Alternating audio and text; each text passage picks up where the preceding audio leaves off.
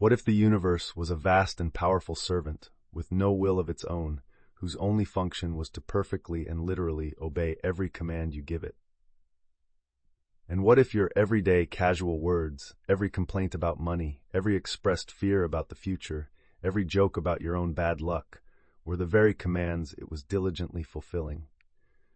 The great mystic Florence Scovel Shinn taught that this is the fundamental law of reality. We are all powerful sovereigns, giving constant orders to a universe that can only say yes. This book is a treasury of her most potent commands for wealth, a playbook for moving from an unconscious commander of lack to a conscious commander of overflowing abundance. It is time to receive what you declare. The Shinn Treasury, her most powerful commands for wealth, written and published by Success Attraction Formula. Chapter 1. Master Shinn's Wealth Commandments.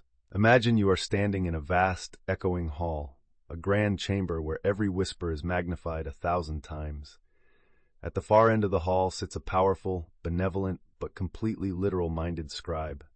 This scribe's only job is to write down every single word you utter, and to command the entire universe to make that word your reality. If you mutter, "It's so hard to get ahead," the scribe diligently writes it down, and the universe arranges circumstances to make your path difficult. If you sigh, "I never have enough," the scribe records it, and your supply mysteriously dwindles. This grand hall is your own consciousness, and this powerful scribe is the law of life itself. The problem is that most people are completely unaware that they are in this chamber, constantly speaking their reality into existence. They believe their thoughts and words are private, harmless reactions to an external world. They see a bill they can't pay and think, "I'm so broke." They see a competitor's success and think, "I can never compete with that." They experience a setback and think, "Nothing ever works out for me." They do not realize that these are not passive observations, they are active, creative commands. They are the very decrees that are chiseling their reality of lack and struggle into stone. They live in a state of quiet frustration, wishing the world would change, never grasping that the master tool for changing it all is in their own mind and mouth. The solution is to awaken to your own creative power and to master the fundamental commandments of wealth that Florence Scovel Shinn so brilliantly taught. This is not about learning a new trick or a clever technique. It is about understanding the immutable, spiritual laws that govern prosperity. It is the realization that wealth is not a thing you acquire, but a reality you align with. These commandments are the foundational principles that, when understood and applied, allow you to consciously and deliberately use your mind and your words to command abundance into your life. Mastering these laws is the difference between being a victim of circumstance and being the master of your own prosperous destiny. It is the key to turning the great scribe of the universe from an unconscious recorder of your fears into a willing and powerful executor of your greatest desires. The first commandment is, "Thou shalt acknowledge only one source." The greatest error of the human mind, and the root of all financial fear, is the belief that your supply comes from a multitude of external channels: your job, your clients, your investments, or your business. This belief makes you a slave to these channels. You live in constant fear that your job could be lost, your biggest client could leave, or the stock market could crash. When your faith is placed in a limited visible channel, your security is fragile. The first commandment of wealth is to transfer your faith from the channel to the source. The spiritual truth is that there is only one source of all supply, the infinite, inexhaustible, and ever-present intelligence of the universe, which you can call God, the divine mind, or the universal substance. This works because it anchors your security in something that is eternal and unlimited. Your job is not your source. It is simply the channel that the infinite source is currently using to deliver your good. If that channel closes, you do not panic, because your faith is in the source, which will immediately and inevitably open another, often better channel. In practice, this means you must consciously retrain your mind. When you receive a paycheck, you should silently give thanks, not just to your employer, but to the true source. Let's look at a freelance designer named Maria. The majority of her income comes from one large, demanding corporate client. She lives in a constant state of low-grade anxiety, terrified of losing this contract. After learning this commandment, she begins a daily practice. Every morning she affirms, "My supply is from God, the infinite source, and is constant and immediate. This client is simply one channel of my limitless supply." This practice begins to dissolve her fear. One day, the corporation restructures and her contract is terminated. The old Maria would have been devastated. The new Maria, while initially concerned, holds to her new belief. She calmly affirms, "The closing of this door only reveals a larger, more wonderful door that is now opening for me." Because she is operating from a place of faith instead of panic, her mind is clear and open to new ideas. That week, she has an inspired thought to bundle her design services into 3 high-value packages and market them to a niche industry she is passionate about. Within 2 months, she has signed 5 smaller, more enjoyable clients who, combined, pay her more and provide far greater security than the one large client she had feared losing. She mastered the first commandment. The second commandment is, "Thou shalt not covet thy neighbor's good." The consciousness of lack is often expressed through envy and jealousy. When you see another person's success, their new car, their beautiful home, their thriving business, and you feel a pang of envy, you are making a powerful declaration to the universe. There is not enough to go around, and that person has something that should be mine. This is a statement of profound spiritual poverty. It reinforces the illusion of limitation and scarcity, which by law creates more lack in your own life. The second commandment requires you to celebrate the success of others as evidence of the abundance that is also available to you. This works because it aligns you with the energy of success. When you bless another's good, you are affirming that you live in an abundant universe where there is plenty for everyone. This positive, generous energy makes you a magnet for your own good. It opens your own channels to receive, whereas envy and resentment clog them. In practice, this requires a conscious choice to transmute envy into blessing. When you see a friend post pictures of a luxurious vacation on social media, you must catch the initial pang of jealousy. Then, you must immediately perform the spiritual action of blessing. You can say silently or aloud, "I bless their joy and their abundance." That is the universe showing me what is possible for me too. I give thanks for their success. Let's consider 2 salespeople, John and David, who work at the same company. John is constantly comparing himself to David, the top performer. He resents David's success and secretly wishes for him to fail.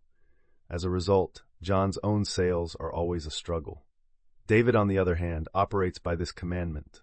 He genuinely celebrates the wins of his colleagues, often congratulating them and offering encouragement. He sees their success as proof of a vibrant market. Because David's energy is clean, positive, and non-competitive, clients are naturally drawn to his confidence and enthusiasm. He continues to be the top performer, not because he is a better salesperson, but because he operates under a more powerful spiritual law. The third commandment is, "Thou shalt see with thy inner eye." Your physical senses can only perceive your current reality, which is the result of your past thoughts and beliefs. If you are currently in a state of lack, your physical eyes will only show you evidence of lack: an empty wallet, overdue bills, a struggling business. To rely on your physical senses for your sense of security is to be trapped by your past. The third commandment is to learn to see with your inner eye, your spiritual perception, or what Shinn called the faculty of imagination. You must train yourself to look at the appearance of lack, and with your inner eye, see the reality of abundance. This works because your subconscious mind, the builder of your reality, responds to the images you hold in your consciousness. What you hold as true in your imagination, your subconscious must work to bring forth into your physical experience. By persistently holding the image of your success, even when the outer world shows you the opposite, you are giving your subconscious a new blueprint to build from. In practice, this is a discipline of active visualization. A woman facing a mountain of debt must have the courage to take out her bills, and instead of feeling fear, she must close her eyes and vividly imagine stamping each one paid in full. She must conjure the feeling of relief and freedom that comes with being debt-free. A small business owner with no customers must have the discipline to sit in his empty shop and vividly imagine a line of happy customers out the door. He must hear the sound of the cash register ringing and feel the joy of providing his service to many people. This is not self-deception. It is a powerful act of creative faith, the act of impressing the new reality upon the creative substance of the universe. Remember to subscribe to Success Attraction Formula. Give this video a like and comment with your personal opinions or suggestions for channel development. You have now mastered the 3 foundational commandments of wealth.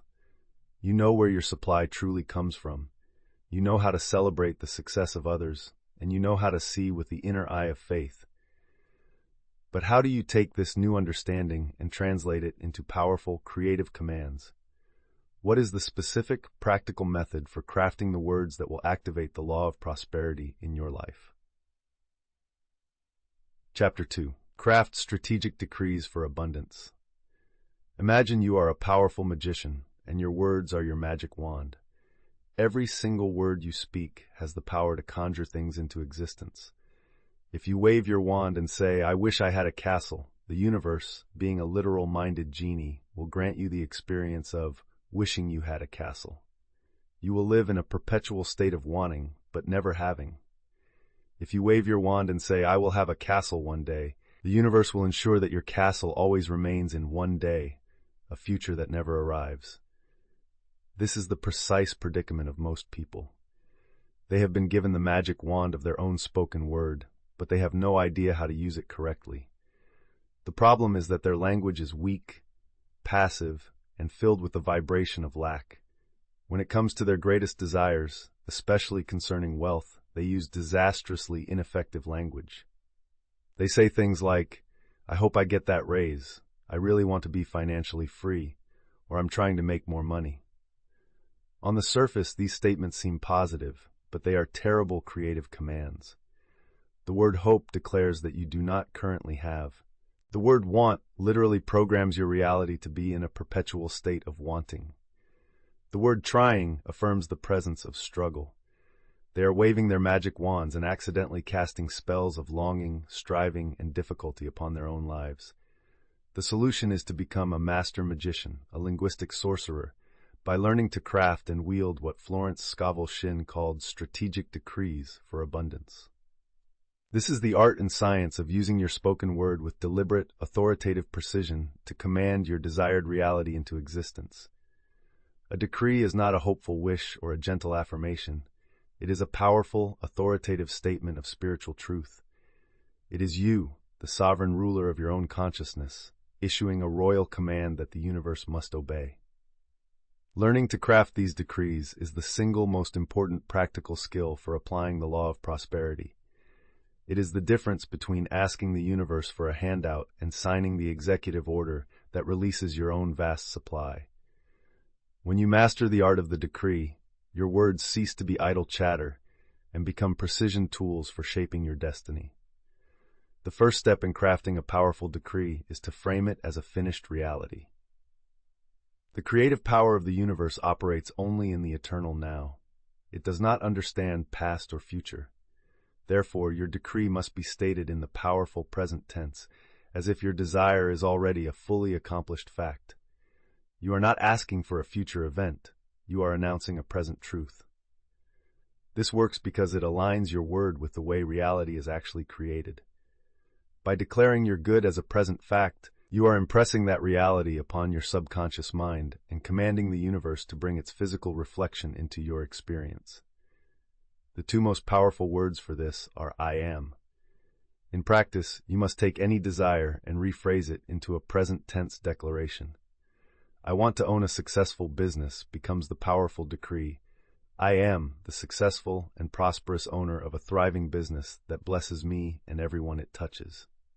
"I need to find a better apartment" becomes, "I give thanks that I am now living in my perfect, beautiful, and divinely appointed home."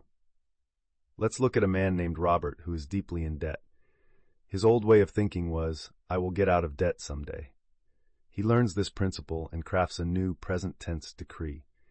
Every morning he declares with authority, "I am now debt-free." The law of grace has dissolved all my financial obligations. My supply is infinite, and I give thanks for my overflowing abundance. At first, his logical mind rebels against this statement, but as he persists, his subconscious mind begins to accept this new command.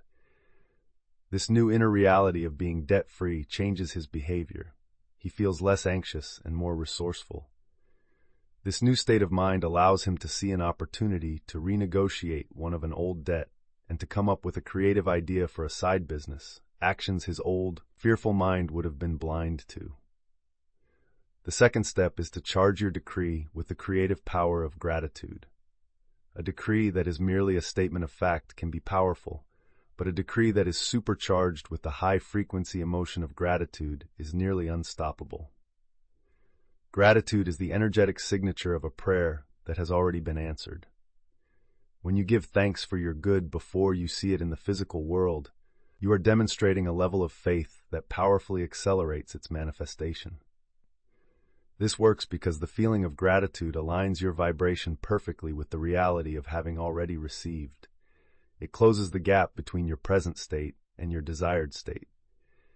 It is you saying to the universe, "Thank you, I have already received it," which is the most powerful signal you can send. In practice, this means adding the element of thanksgiving to all your decrees. Instead of just saying, "I am wealthy," you can amplify its power by saying, "I give deep and heartfelt thanks for my constant, overflowing, and abundant wealth." Let's look at a woman named Linda who is looking for a new job. Her initial decree is, "I am now in my perfect job." She decides to charge it with gratitude. Her new decree becomes, "I am so deeply grateful and thankful now that I am working in my perfect job, where I use my talents joyfully, am appreciated by my colleagues, and am rewarded with magnificent, abundant pay." As she repeats this decree, she allows herself to feel the gratitude. She feels grateful for her new boss, grateful for her new salary, grateful for the fulfilling work. This feeling of gratitude makes her more confident and radiant in her job interviews. The hiring managers don't just hear her qualifications, they feel her positive, appreciative energy, which makes her a far more attractive candidate. The third step is to make your decree specific and emotionally resonant. A vague decree will produce a vague result. To create a specific outcome, your command must be specific. Furthermore, the words you choose should be ones that personally resonate with you and evoke a strong, positive emotional response. This works because specificity gives your subconscious mind a clear and detailed blueprint to work from. Emotionally resonant words act as the rocket fuel that propels the command deep into your subconscious. The more a decree feels right to you, the more power it will have. In practice, you should take the time to customize and personalize your decrees. While you can use decrees written by others, you will often find that creating your own, using your own words, is more powerful. Let's imagine an artist who wants to increase the sales of her paintings. A generic decree might be, "I am a successful artist." It's good, but it could be better. She takes the time to make it specific and resonant. She thinks about what success really means to her. Her new, personalized decree becomes, "I give thanks that my unique, inspired, and vibrant paintings are now sought after by passionate art lovers and collectors. My art flows from me with joy and ease, and it brings beauty and inspiration to homes around the world. I am now wonderfully and richly compensated for my creative gifts." This decree is specific, unique, inspired, and vibrant paintings. It is emotionally resonant, joy, beauty, inspiration, and it is charged with gratitude. This is a strategic decree that is engineered for maximum creative power. Remember to subscribe to Success Attraction Formula, give this video a like, and comment with your personal opinions or suggestions for channel development. You have now learned to craft powerful, strategic decrees, the verbal commands that will shape your new reality of abundance. You have the magic words. But what happens when you are faced with a real-world challenge? A sudden financial crisis, a daunting obstacle, or an overwhelming feeling of anxiety? What is the specific action step you must take to apply these principles under pressure and ensure your victory? Chapter 3. Apply practical prosperity action steps. Imagine a master swordsman who has spent years perfecting his technique. He has the finest sword, his stance is perfect, and he knows every single move and counter-move in the book. He has all the theory, but if he only ever practices his moves in the quiet solitude of his training hall and never engages in an actual duel, what is his skill truly worth? His knowledge remains a dormant, untested potential. The true measure of a master is not what he knows, but how he applies what he knows under the pressure of a real fight. This is the exact point where many students of spiritual law falter. They have learned the commandments of wealth, they have diligently crafted their powerful decrees, and they feel a newfound sense of hope and inspiration. They have the perfect theory. But then life happens. An unexpected bill arrives, a business deal falls through, or a wave of fear and doubt washes over them. In this moment of real-world pressure, they forget all their training. They revert to their old conditioned habits of worry, struggle, and fear. They have a beautiful sharp sword, but when the duel begins, they drop it and try to fight with their bare hands. The problem is a failure to bridge the gap between knowing and doing. The solution is to master a set of practical, prosperity-based action steps that you can deploy immediately in the face of any challenge. These are Florence Scovel Shinn's In the Trenches tactics. They are the real-world application of the spiritual principles, the specific moves you make when the duel begins. These action steps are designed to keep you aligned with the law of prosperity, even and especially when your external circumstances seem to contradict it. They are the practical tools that allow you to hold steady in your faith, to neutralize fear, and to take the inspired actions that will lead you to victory. Mastering these action steps is what transforms you from a student of prosperity into a true practitioner of it. The first practical action step is the act of fearless spending. This is a powerful and often misunderstood principle. It does not mean being reckless or irresponsible with your money. It is a strategic action designed to break the subconscious grip of the poverty mindset. The poverty mindset is characterized by a constant fear of spending money. Every time you pay a bill or make a purchase, you feel a pang of anxiety, a sense of loss, a fear that the money is gone forever and won't be replaced. This fear-based spending sends a powerful message of lack to your subconscious mind. The action step of fearless spending is about consciously transmuting this fear into faith. It is about releasing money with a feeling of confidence and peace, knowing that you are a channel for infinite supply and that all that you give out returns to you multiplied. This works because it is a powerful demonstration of your faith. You are acting as if you are already wealthy. This confident, abundant energy keeps your financial channels open and receptive. In practice, you must begin to pay your bills with gratitude instead of resentment. When you write a check or pay a bill online, take a moment to bless the bill. You can say, "I give thanks for this opportunity to circulate abundance. As I freely give, I freely receive." When you are making a purchase, whether it's for groceries or a new shirt, release the money with a feeling of joy, not anxiety. Let's look at a woman named Carol who always felt stressed when buying clothes for herself, even when she needed them. She would always buy the cheapest option and feel guilty about it. She decides to apply this action step. She needs a new coat. Instead of buying the cheapest one, she finds a beautiful, high-quality coat that she absolutely loves. It costs more than she would normally spend. As she pays for it, she takes a deep breath and affirms, "I am a child of abundance. I spend this money fearlessly and joyfully, knowing my supply is infinite."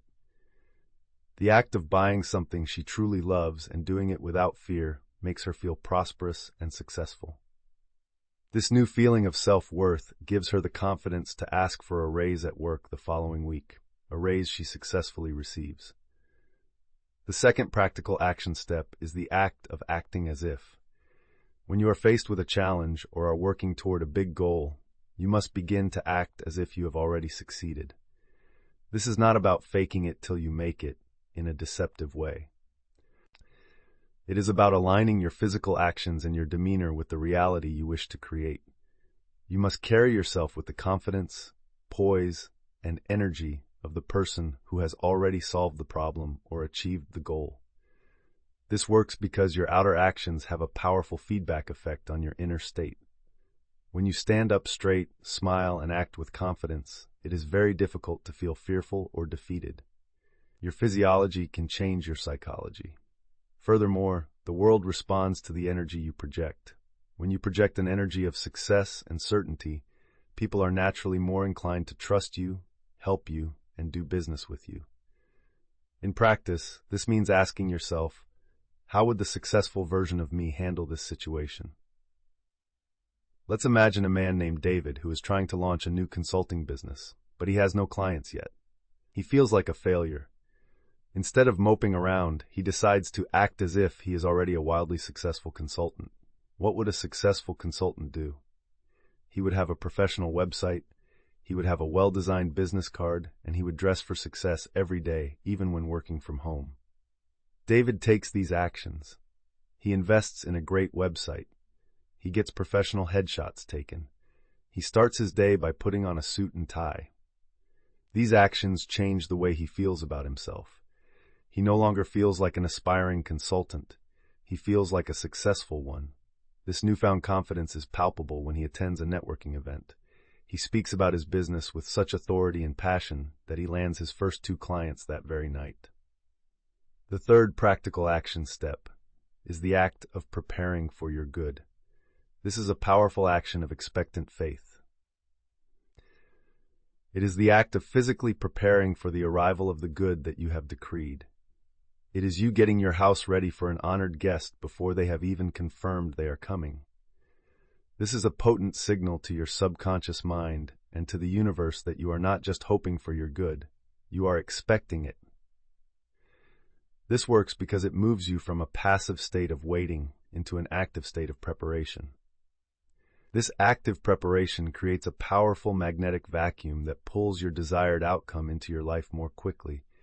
It is a declaration that you believe your own affirmations are true. In practice, you must ask yourself, if I knew for a certainty that my desire was coming to me next week, what would I be doing right now to get ready? Let's look at a couple, Sarah and Ben, who are living in a small apartment and have been affirming for their perfect, larger dream home. They decide to take this action step. They begin to prepare for the move, even though they have not yet found a house. They go through their closets and donate all the clothes they no longer wear to make packing easier. They buy a few new, beautiful decorative items that they know will be perfect for their future home. They even go so far as to buy a new doormat that says, "Welcome." These acts of preparation keep them in a state of joyful, expectant faith. A week later, a friend calls them out of the blue. Her elderly parents are moving and need to sell their beautiful, large home quickly. They are willing to sell it for a very reasonable price to someone they know and trust. Because Sarah and Ben were already in a state of active preparation, they were able to move quickly and secure their dream home. Remember to subscribe to Success Attraction Formula, give this video a like, and comment with your personal opinions or suggestions for channel development. You now have the practical, real-world action steps to apply Shinn's principles under pressure. You know how to act with faith, confidence, and joyful expectation. But what happens when you are not just facing an internal challenge of fear, but an external challenge from a powerful competitor? How can you use these same spiritual laws to outwit and outmaneuver any rival in the marketplace? Chapter 4. Outwit competition with affirmative power. Imagine 2 master swordsmen preparing to duel for a great prize. The first swordsman is skilled, strong, and has a sharp, well-made blade. His focus, however, is entirely on his opponent. He watches his rival's every move. He worries about his rival's strength, and his every action is a reaction, a parry, a defense. The second swordsman is also skilled and has an equally sharp blade. But he possesses something else, an invisible, impenetrable shield of light that surrounds him completely. His focus is not on his opponent, but on his own centeredness, on his own perfect movements, and on the certainty of his own victory. He does not need to react because he knows no blow can touch him. He moves with a calm, offensive grace that unnerves and eventually defeats his anxious, reactive opponent. In the world of business and career, most people operate like the first swordsman. The problem is that they are trapped in the illusion of competition. They become consumed by what their competitors are doing. They obsessively watch their rivals' successes. They live in fear of their rivals' moves, and they drain their own creative energy in a constant state of comparison and anxiety. This fear-based focus is a critical strategic error. It forces them into a defensive posture, making reactive decisions based on what others are doing, rather than making powerful, proactive decisions based on their own unique vision. They are fighting a stressful, head-on duel on a crowded battlefield. The solution is to become the second swordsman. It is to learn how to use the affirmative power of your word to build an invisible, impenetrable shield of light around yourself and your enterprise. This is the profound wisdom Florence Scovel Shinn brought to the concept of competition. She taught that, on the spiritual plane where all true cause resides, there is no competition. Your good is your own, and no one can take it from you. The strategic application of this truth is to use powerful, specific commands to lift yourself out of the chaotic battlefield of competition and onto a higher, non-competitive plane of existence. When you master this, you stop reacting to your rivals and begin making them irrelevant. You win the game not by fighting harder, but by playing a completely different and more powerful game altogether. The first strategic command in this higher-level game is the command of divine selection.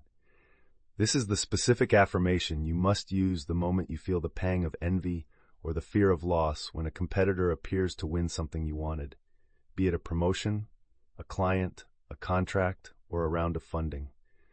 The normal human reaction is to fall into resentment, discouragement, or fear.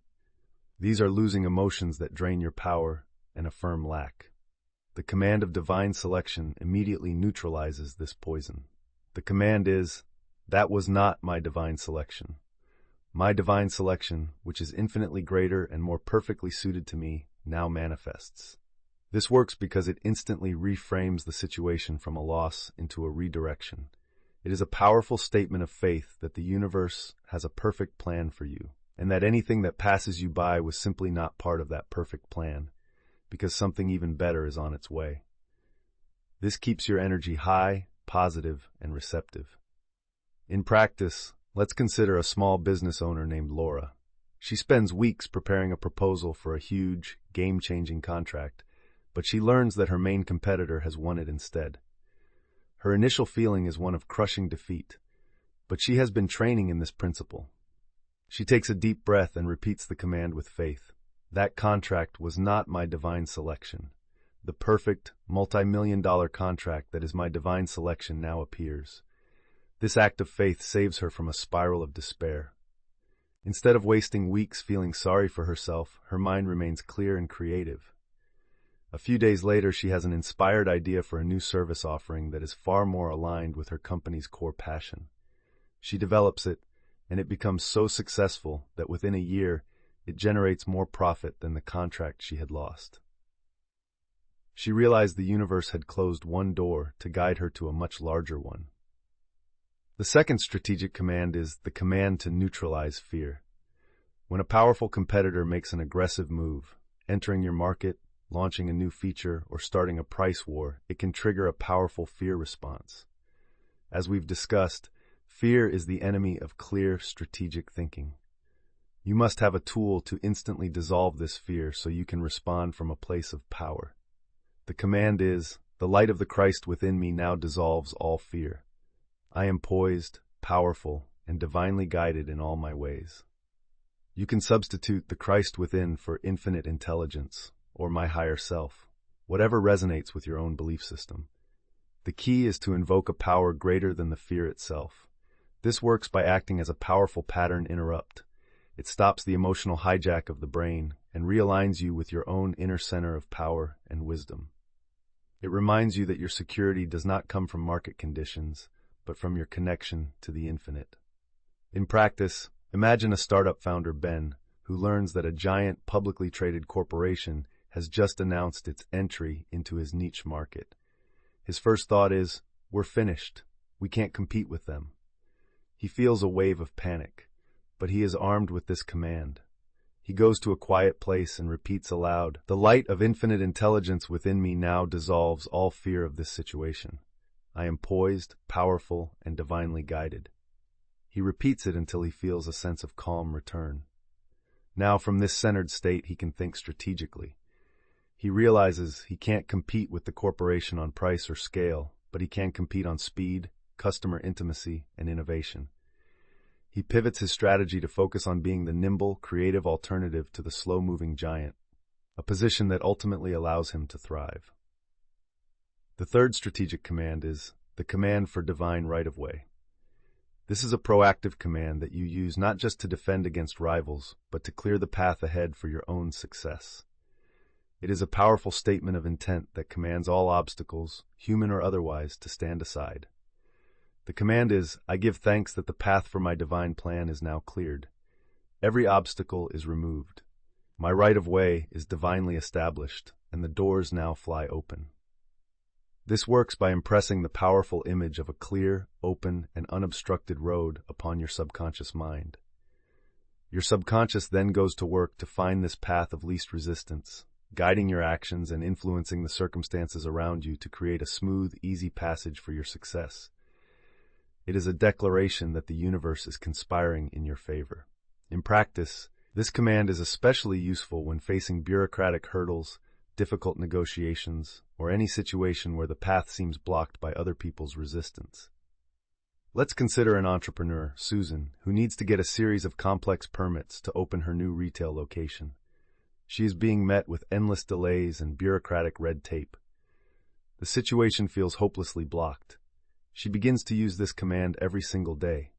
She visualizes a clear, open path, with green lights all the way. She affirms, I give thanks that my right-of-way for these permits is divinely established. All doors fly open, all obstacles are dissolved. A week later, she gets a call.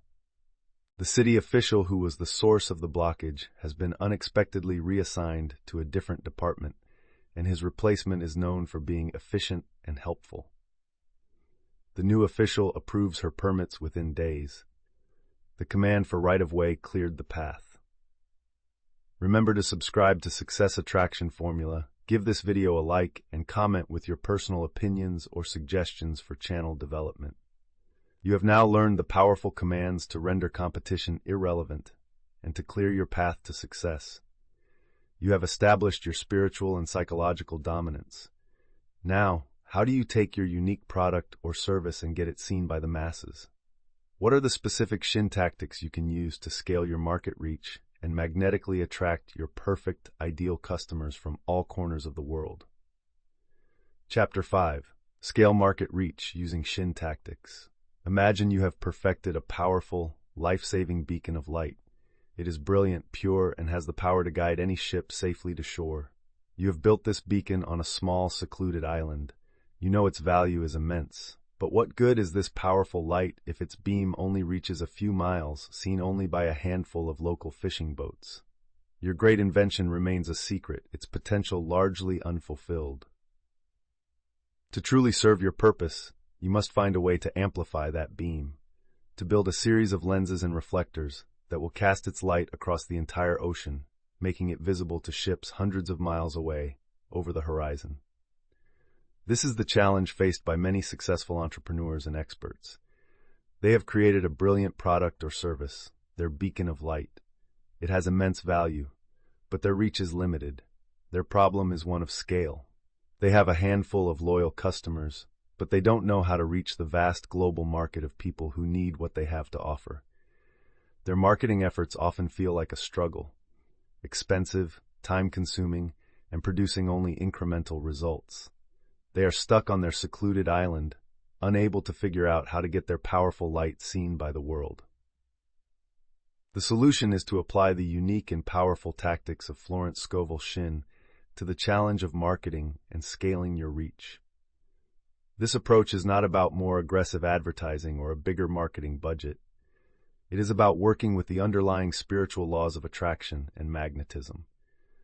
It is about learning to use your consciousness to magnetize your ideal customers to you, effortlessly and from unexpected quarters. These tactics are designed to amplify your signal, to build the spiritual lenses and reflectors that will carry the light of your value far beyond your immediate vicinity. When you master these Shinn tactics, You stop chasing customers and instead create a powerful magnetic vortex that draws them to you with ease and grace.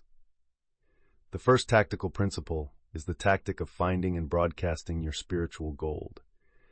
In a noisy, crowded marketplace, the most powerful marketing asset you have is your own authentic story and passion. Every business was started for a reason, often a deeply personal one. This reason, this core truth, is your spiritual gold. It is the unique, inspiring, and authentic heart of your brand. The mistake most businesses make is that they hide this gold under layers of generic corporate jargon and slick, impersonal marketing copy. This tactical principle is about courageously mining that gold and then broadcasting it to the world. This works because authenticity is intensely magnetic. In a world saturated with fake, AI-generated, and soulless advertising, a genuine, heartfelt story connects with people on a deep emotional level. It builds a foundation of trust and relatability that no clever slogan ever could. People don't just buy what you do, they buy why you do it. In practice, this means you must get very clear on your own origin story. Ask yourself, why did I really start this business? What personal problem or passion drove me to create this solution? Then, you must have the courage to tell that story. Let's look at a man who starts a company that makes high-quality, durable outdoor gear. The generic marketing approach would be to talk about the technical specifications of the fabric. The Shinn tactic is to find the gold. The founder started the company because his own father, an avid hiker, had a cheap piece of gear fail on a remote trail, leading to a dangerous situation.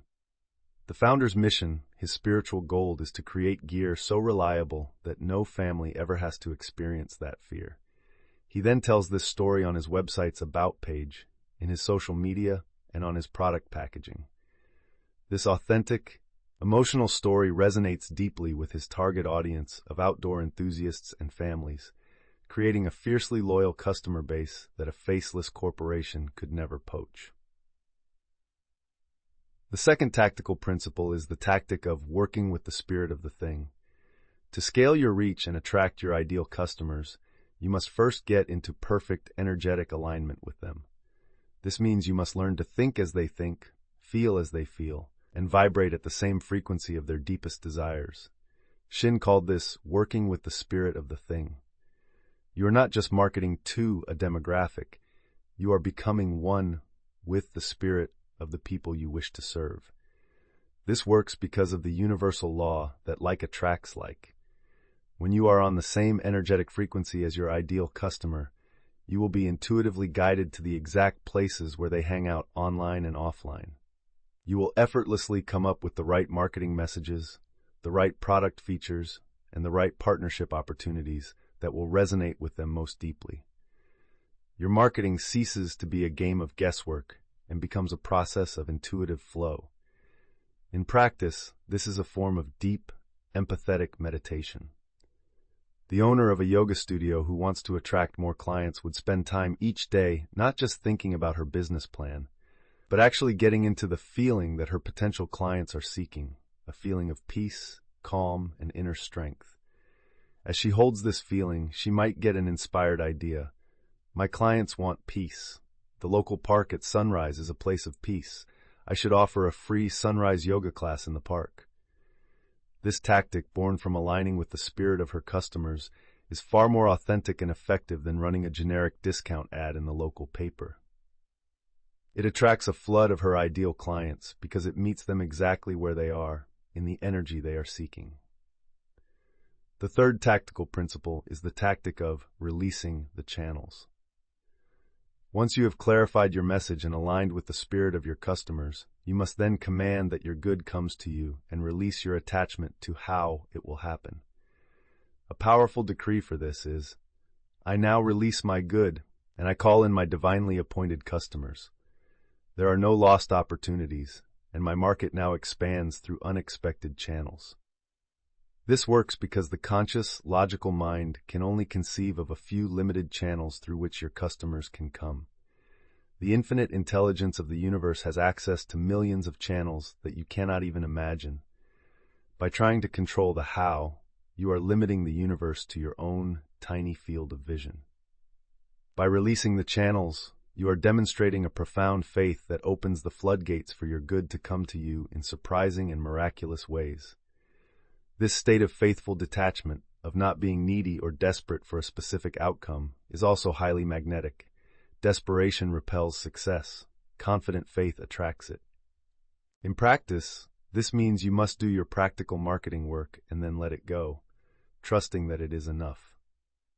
Let's consider an author who has just published her first book. She does a series of promotional activities, social media posts, a few podcast interviews, but the initial sales are slow and disappointing.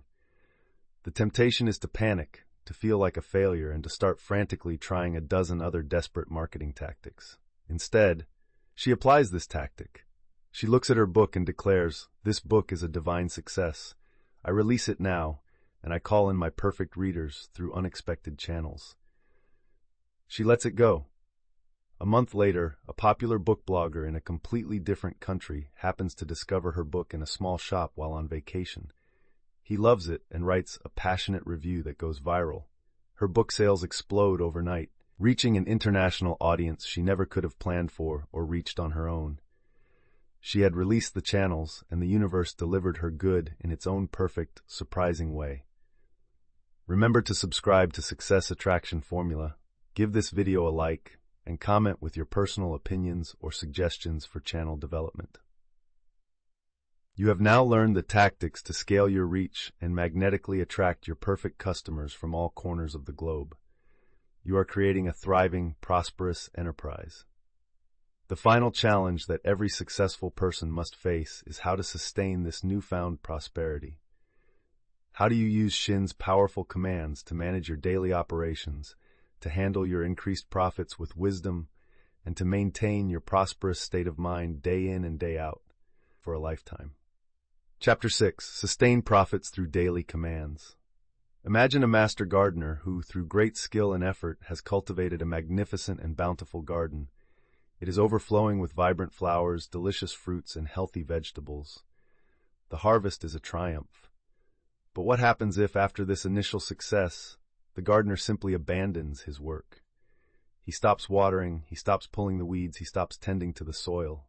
Within a single season, the beautiful garden would become an overgrown, chaotic mess.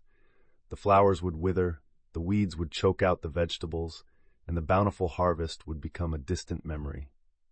This is the critical lesson that so many people who achieve a measure of success fail to learn. The problem is that they see prosperity as a destination to be arrived at, rather than a garden to be continuously and lovingly tended. They achieve a new level of income or business success, and then they relax their mental and spiritual discipline. They fall back into their old habits of thought. A little worry here, a little fear there.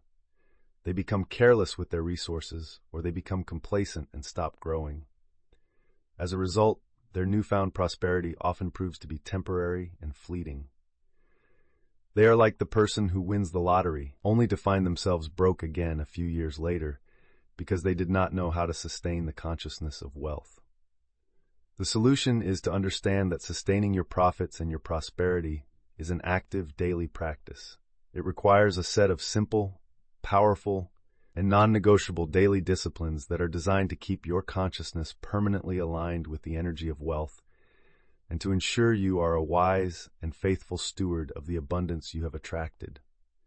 These daily commands are the gentle but essential work of tending to your inner garden. They are the daily watering, weeding, and nurturing that guarantee your garden of prosperity not only survives, but continues to flourish and expand season after season for your entire life. This is how you transform a one-time financial success into a lasting legacy of ever-increasing abundance. The first daily discipline is the daily gratitude inventory.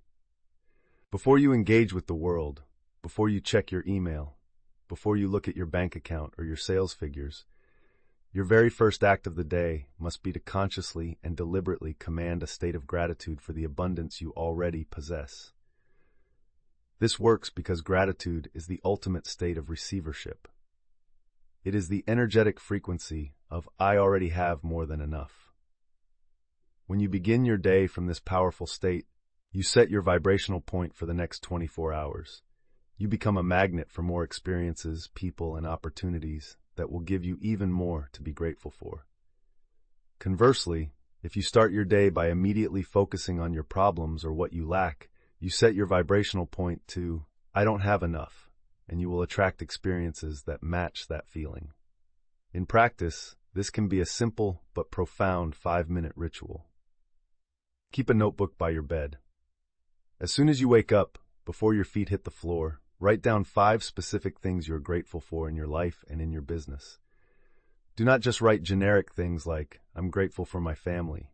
Be specific. "I am so deeply grateful for the laughter I shared with my daughter yesterday." "I am so grateful for the specific client who paid their invoice on time this week." "I am so grateful for the comfortable bed I just woke up in." As you write each one, take a moment to truly feel the emotion of gratitude. This simple daily discipline ensures that you are always starting your day from a position of prosperous consciousness. The second daily discipline is the command to bless your substance. Every dollar you possess, every asset you own, and every stream of income you have is a physical manifestation of divine substance.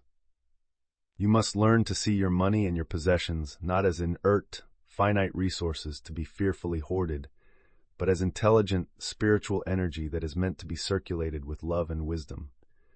This discipline involves consciously blessing all the substance in your life, both as it flows in and as it flows out. This works because it completely changes your relationship with money, removing the fear, anxiety, and guilt that so many people associate with it.